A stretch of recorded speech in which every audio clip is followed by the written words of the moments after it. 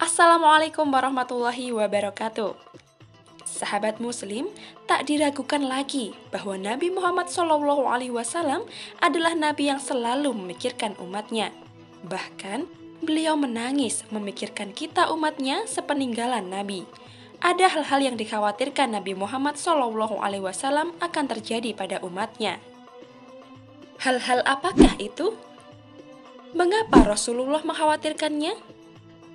Simak ulasannya dengan menonton video ini hingga akhir agar tidak salah paham, tentunya hanya di channel Titik Terang. Sebelum lanjut, jangan lupa untuk klik subscribe, like, dan lonceng notifikasi ya, agar bersama kita mendukung channel ini untuk terus menyiarkan khasanah Islam.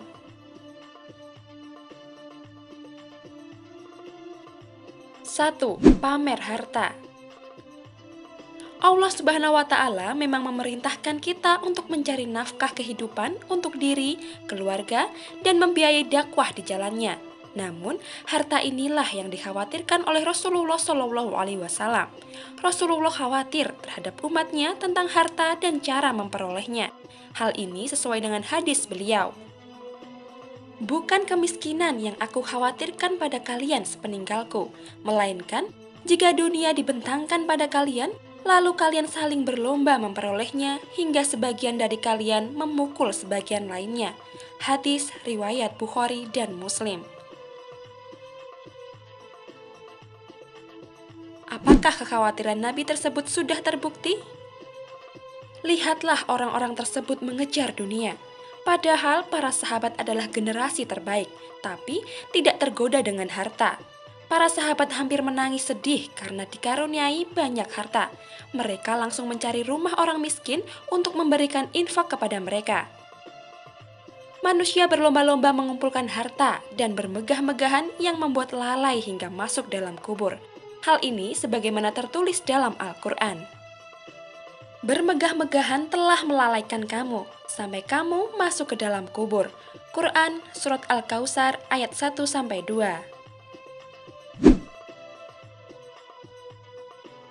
Berbagai jalan pun ditempuh untuk terlihat kaya.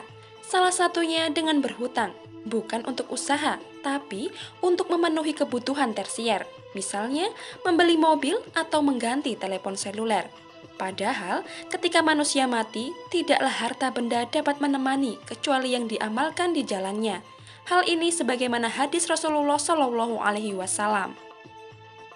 Dari Anas bin Malik, ia berkata bahwa Rasulullah SAW bersabda, yang mengiringi mayit hingga ke kubur ada 3, 2 akan kembali dan 1 tetap bersamanya di kubur. Yang mengikutinya adalah keluarga, harta, dan amalnya. Yang kembali adalah keluarga dan hartanya, sedangkan yang tetap bersamanya di kubur adalah amalnya. Hadis riwayat Bukhari nomor 6514, Muslim nomor 2960.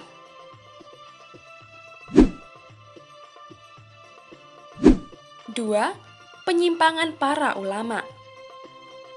Kekhawatiran Rasulullah yang kedua adalah penyimpangan yang dilakukan oleh ulama atau tokoh agama. Rasulullah SAW takut ketika ulama tak lagi jadi penerang dan panutan umatnya. Bahkan, yang paling ditakutkan adalah ketika ulama menyimpang dari keulamaannya, tidak membimbing umat ke jalan yang benar, justru mengarahkan ke kebinasaan. Kekhawatiran ini sebagaimana sabda Rasulullah SAW. Dari Abu Dzar, ia berkata, dahulu saya pernah berjalan bersama Rasulullah SAW. Lalu beliau bersabda, sungguh, bukanlah Dajjal yang paling aku takutkan atas umatku. Beliau mengatakannya 3 kali. Maka saya bertanya, wahai Rasulullah, apakah selain Dajjal yang paling Anda takutkan atas umatmu?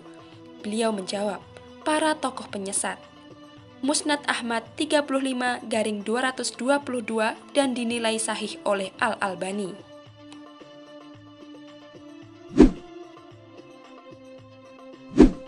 3. Supremasi hukum yang tidak benar.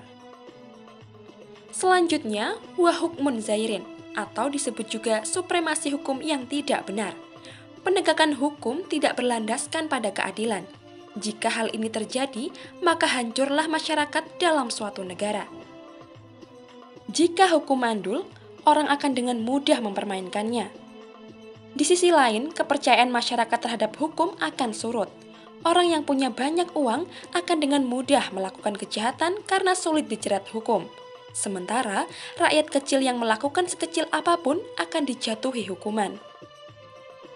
Hal ini tentu akan menyebabkan ketidakadilan sosial, menyuburkan kemaksiatan dan kejahatan berskala besar. Kondisi ini seperti kalimat hukum tajam ke bawah, tumpul ke atas.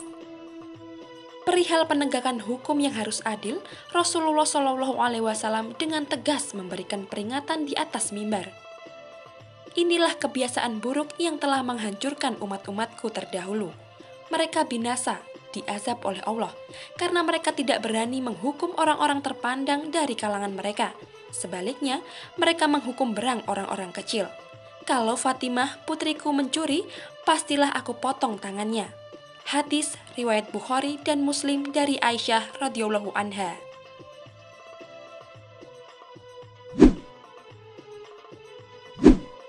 4. Menuruti nafsu. Kekhawatiran Rasulullah SAW yang terakhir adalah wahwan muttabaun atau menuruti nafsu masing-masing. Jika seseorang sudah mementingkan dirinya sendiri tanpa memikirkan orang lain, tatanan masyarakat akan hancur. Inilah yang kita sebut dengan egoisme, memandangi orang lain sebagai objek pemuas hasrat dan syahwat. Bahaya mengikuti hawa nafsu sudah dituliskan dalam Al-Quran.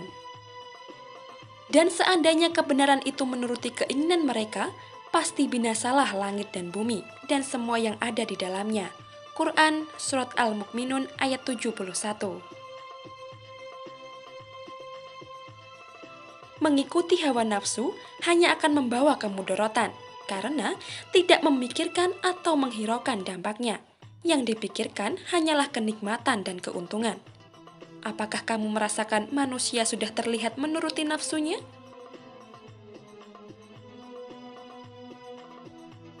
Apakah perusakan hutan, tambang yang merusak alam termasuk di dalamnya?